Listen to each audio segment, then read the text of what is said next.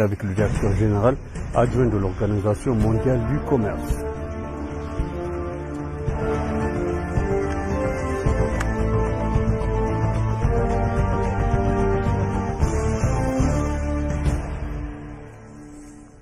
Bienvenue chers téléspectateurs sur EBC, c'est moi Zalal Morkan avec le journal.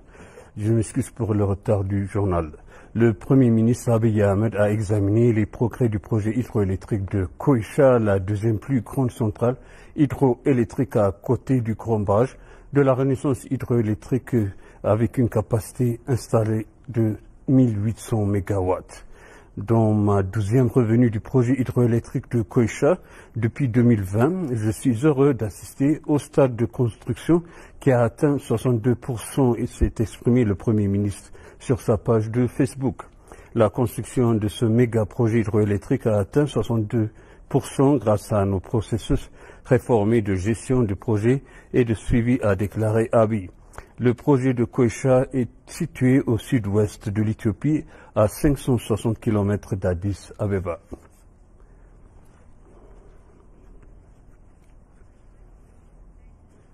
Le ministre d'État aux Affaires étrangères et négociateur en chef adjoint de l'adhésion de l'Éthiopie, l'ambassadeur Mesganou Arga, a eu des entretiens fructueux avec le directeur général adjoint de l'Organisation mondiale du commerce. L'ambassadeur Mesganou a engagé des discussions fructueuses avec le directeur général adjoint de l'OMC, l'ambassadeur Jianqing Jiang à Genève, ce qui construit une avancée significative vers l'adhésion de l'Éthiopie à l'OMS. Selon les missions permanentes de l'Éthiopie à Genève, la discussion marque une étape positive dans le chemin de l'Éthiopie vers l'adhésion à l'OMS.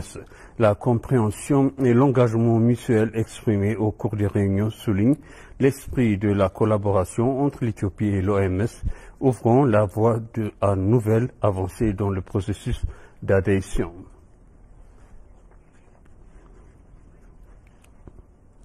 Le soutien continu de l'Union africaine à la paix et la stabilité dans la région de l'Afrique de l'Est est admirable selon le secrétaire général de l'autorité intergouvernementale pour le développement IGAD, Workana Gabayo. La secrétaire générale Workana Gabayo s'est entretenue hier à Addis Abeba avec le président de la Commission de l'Union africaine, Moussa Faki Mahamat. Workana Gabayo a mentionné qu'il apprécie le soutien de l'Union africaine à la paix et la stabilisation dans la région de l'Afrique de l'Est selon sa page de réseau social.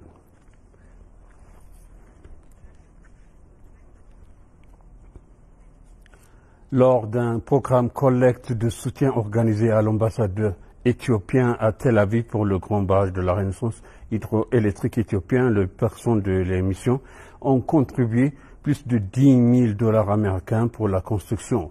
L'ambassadeur éthiopien en Israël, Tasfeh Yetai, a révélé que depuis le début de la construction du Grand Barrage de la Renaissance, les Éthiopiens et les personnes d'origine éthiopienne ont fourni un soutien financier et diplomatique pour le succès de la construction du barrage. Selon l'ambassade éthiopienne d'Israël, un large débat a eu lieu sur l'importance de la participation active à toutes les personnes de l'ambassade aux activités de diplomates publics et de mouvements numériques afin de protéger la sécurité nationale et les intérêts nationaux.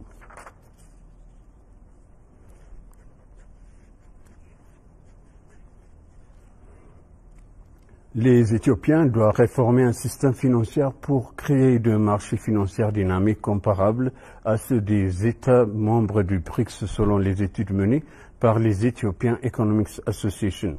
Étude intitulée Does Ethiopian Benefit from Joining the BRICS a été présentée hier à l'Association éthiopienne d'économie. L'association a utilisé une enquête de perception auprès de quelques 233 économistes comme données primaires sur les coûts et les avantages attendus par les Éthiopiens de ce bloc émergent. L'étude souligne que la réforme financière permettrait à l'Éthiopie de maximiser ses avantages en tant que membre des BRICS. Présentant l'étude de Guy Gouchou, directeur de la recherche et de l'analyse politique, et l'Association éthiopienne d'économie a déclaré que le BRICS offrait d'une grande opportunité en matière de développement des ressources humaines, d'information et de technologie ainsi que des financements du développement.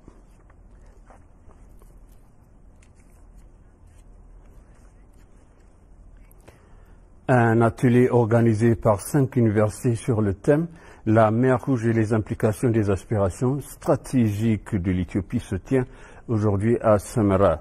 L'atelier a été organisé à l'université de Samarra en collaboration avec l'université d'Addis Abeba, l'université de Mekelle, l'université de Djidjiga, l'université de Dredhawa. Il a noté que l'atelier vise à créer un forum permettant aux universitaires, aux décideurs politiques, aux organes exécutifs et des étudiants et de discuter des intérêts nationaux multiformes, des opportunités et des défis de l'Éthiopie dans la mer Rouge. Lors de l'atelier, Dr Omar Abdulkader, directeur de l'éthique et de la formation des publications de recherche à l'université de Samarra, a annoncé que les idées exploraient l'opportunité et les possibilités du port maritime éthiopien du point de vue de l'histoire, du droit international, de la géopolitique, de l'intégration régionale et des liens commerciaux seraient présentés et discutés par les universitaires.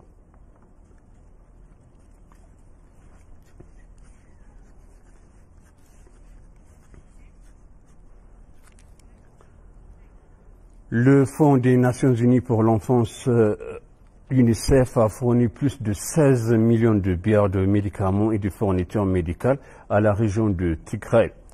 Il a souligné que le soutien apporté par l'organisation sera entièrement utilisé pour le traitement des enfants. Dr Emmanuel Haile, chef du bureau régional de la santé, a reçu le soutien des représentantes de l'organisation, Mademoiselle Elisabeth Amoke, dans la ville de Mekelle. Selon sa représentante Elisabeth Amoke, pour la première fois, le soutien de l'organisation de l'État sera entièrement consacré au traitement des enfants fourniront. Les organisations continuera à aider les enfants à bénéficier de services médicaux complets.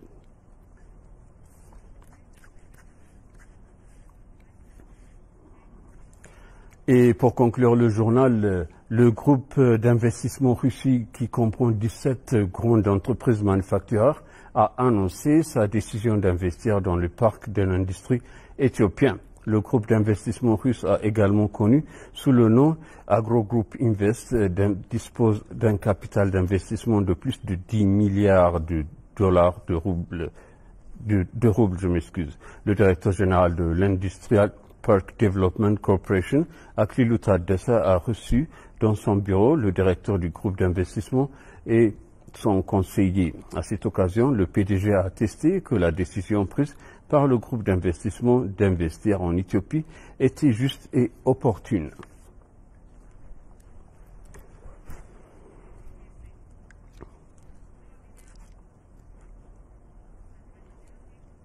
Et maintenant, je rappelle les titres principaux. Le Premier ministre Abiy Ahmed a examiné les progrès du projet hydroélectrique de Koïcha.